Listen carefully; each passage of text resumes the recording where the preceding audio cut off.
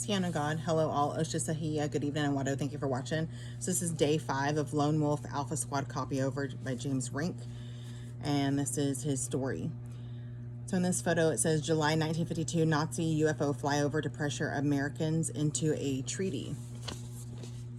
So all those were the Nazis. But the relationship between the Nazis and the banking cabal was rocky to begin with.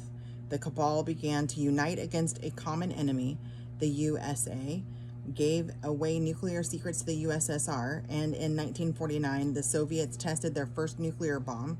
This was done to intimidate the Nazis and show a united front against them. The USA and USSR were always secret allies, but they told the public otherwise. The Nazis showed their power when they too detonated a nuclear bomb on an American heavy cruiser on its way back from Bikini Atoll after a 1954 U.S. nuclear test. The EMP disabled the cruiser. The Americans were able to get it running again, and it limped back to Hawaii. The Germans believed the Americas would cover up the event, so they filmed it and sent boxes of films to every leader of the world, so there was no question the Nazis had nukes and were willing to use them. The cabal had no choice but to capitulate and enter into a formalized treaty. This picture is Bikini Atoll. Nazis tested first nuclear bomb on the Americans circa 1954. It's right there. It's pretty insane. Let's see. 1954 is when the Germans developed memory wipe technology. We will discuss the technology later on in this book. Between 1955 and 1959, the cabal and the Germans began treaty negotiations. The cabal was granted their own base in Antarctica under Operation Deep Freeze 1 and 2. This is where the negotiations took place with the Germans. There were two parts of the treaty. One was a public version and the other was a classified version. The public version agreed that Antarctica would be off limits to the rest of the world except the cabal and the Nazis. The classified version granted the Germans 150,000 personnel of their own choosing from all over the world and 55,000 people each year thereafter for 5-year tours of duties. The Germans would be responsible for abducting the people, housing them, feeding them, clothing them, paying them, and then they would be given an option to become German citizens at the end of 5 years. If they did not want to become German, then they would wipe their memories, re-age them, and time traveled back to when they were taken as if nothing had happened. But from the start, things did not turn out as planned. Most of these people were enslaved, denied payment, and instead of tours of duties of 5 years, some were forced into 20 years or even multiple sets of 20 years, or they were never returned at all. Jason Rice, a MILAB, M-I-L-A-B, intuitive empath, calls these service terms career return programs. The Germans also demanded at least one Antarctic German on the governing board of all of the world's largest corporations. Larger companies may have had up to 5 to 10 Germans on their boards. Additionally, one German must be on the executive branch of every government. This meant the United States had multiple operatives. Their identity would also remain classified, so the world would not gang up on them. The cabal didn't want people to know Nazis were still in charge because they would lose their treaty, which would result in more conflicts. In return, the Germans would grant the cabal access to their theories of advanced technology, but not the full concepts. The cabal was satisfied with these terms. In the 1960s, the cabal would continue to remain hostile towards the Germans.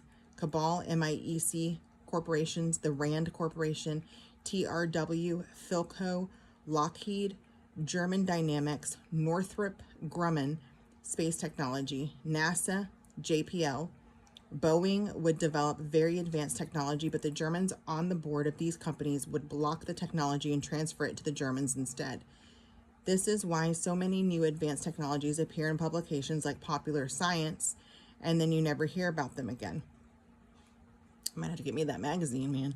So in response, the cabal started NASA to siphon money in cabal black projects to compete with the Germans. The money siphoned would help fund the American secret space program, which was in joint venture with the Soviets. This would later become Solar Warden and Radiant Guardian. The 1960s was also a time when the Fourth Reich was busy advancing mind control on the masses. So the cabal also started to do their own mind control experiments with the CIA in order to stay on top of the Germans. Also in the 60s, the Antarctic Germans built a second base in Antarctica. Task groups were created to expand out into the solar system, such as a base on Ceres, moons around Saturn, Kuiper, Kuiper belt, and Oort cloud. And they would even time travel back in time 1,000 years to settle over 100,000 planets all around the Milky Way galaxy. 9.6 trillion people now live in breakaway worlds under the banner of the Federation of Free Germanic Planets. They are protected by Nachtwaffen, N-A-C-H-T Waffen, W-A-F-F-E-N, which translates to Dark Fleet. So this picture says Bund Freier Deutschen Welten. Here, and here's the symbol. And underneath it, it says Flag of the German Breakaway, courtesy of Daniel Sala. Nachtwaffen, Dark Fleet. Nachtwaffen translates from German into English as night weapons. The Americans renamed this group Dark Fleet due to their dark gray color of their ships and to make it sound scarier than it was. This organization was founded 7 to 8 million years ago by the ET cyborgs, or ET cyborgs. It's lowercase et, so ET cyborgs, I don't know. And consists of numerous massive 20-mile-long self-aware AI-controlled spacecraft. The personnel on board are kept in a state of mind control. The Nazis entered into an alliance with Dark Fleet only then to become subverted by the AI controls. Dark Fleet goals included subjugating most of the galaxy in war for more resources and technology. The term Nachtwaffen Regier, R-E-G-I-R, refers to a faction of Dark Fleet which is under ICC, Interplanetary Corporate Conglomerate Management. When Dark Fleet needs a new battle cruiser, for example, they simply place an order and a team time travels back 20 years into the past and completes it instantly from the perspective of the buyer. German Nachtwaffen officers considered themselves more German than Nazi. Ranks include Fifth Reich Germans, consistently mostly of German aristocracy, Teutonic Knights, and the Thule Gesellschaft, Gesellschaft. Every vessel in Dark Fleet are embedded with one Draco Ciakhar, who reports directly to the upper class officers that are infected with black goo, a requirement to become a lieutenant colonel and above officer in Dark Fleet. In the future, there will be a revolt, and the upper officers of 20% of Dark Fleet vessels. I wonder if we're going to find out what black goo. Dark Fleet vessels will decide not to take the black goo, kick the Ciakhars off their ship, and defect to the Alliance. Officer class uniforms were black with gold insignias, such as the V on the sleeves. The enlisted class wore black with silver stripes. Diplomatic officers / MIOs had black with white piping. Nazi flags and eagle paraphernalia would be displayed within their ceremonial dress. Ships and bases. Soldiers would wear black BDUs while on combat, and they would sometimes wear a metallic mesh body armor designed to get feedback about their weapons and everything else around the soldier on the battlefield. Officers and enlisted were strictly segregated.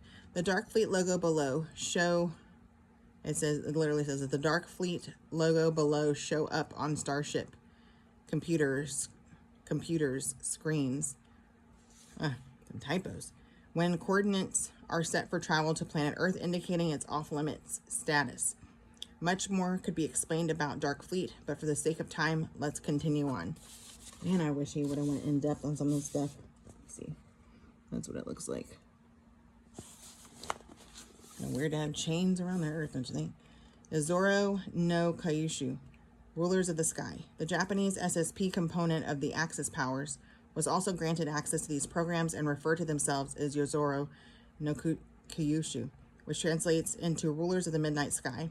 This group have developed very advanced robotics and cybernetics and trade their superior technology with the Germans. Their culture is more advanced technologically than Star Trek, but architecturally stylized with a 1940s look to them. Their flag is black with a teal circle. So there that is down there. Next, New Kyoto is the capital of the Japanese breakaway, and it's on Triton, the biggest moon of Neptune. That's it right up there at the top. Hong Long, aka Red Dragons, is the Chinese version of the SSP, more closely associated with Taiwan than CCP. They tend to keep to themselves. Timeline events, German treaty. In the 1960s, the Germans obtained jump gate technologies, allowing them to instantly teleport between worlds. But it was and still is restricted in use for only the elite and German officer class. The 60s was when the first 5-year loaner program came to an end. Participants were supposed to be re-aged and time traveled back to when they were taken. However, the Germans kept 90% of the people they acquired. Hence the scientist brain drains of the 1970s and their falsified death reports. In the 1970s, the cabal discovered the Germans had memory wipe technology, allowing for 100% informational secrecy. This is why so few people remember or know about the SSP.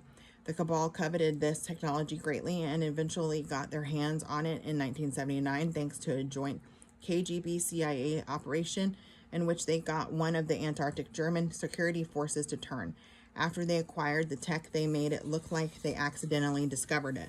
When the Germans realized their memory wipe technology was stolen in 1986, they retaliated by destroying the Challenger space shuttle and putting golf balls in the cooling towers at Chernobyl. The Germans also moved all German manufacturing and R&D off the planet.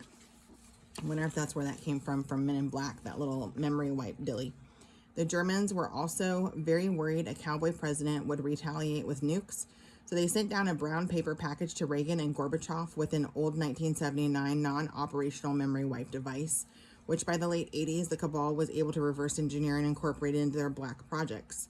In 1975, the 25-year Draco first refusal rights had come to an end. This meant the Germans could now keep the technologies they were acquired.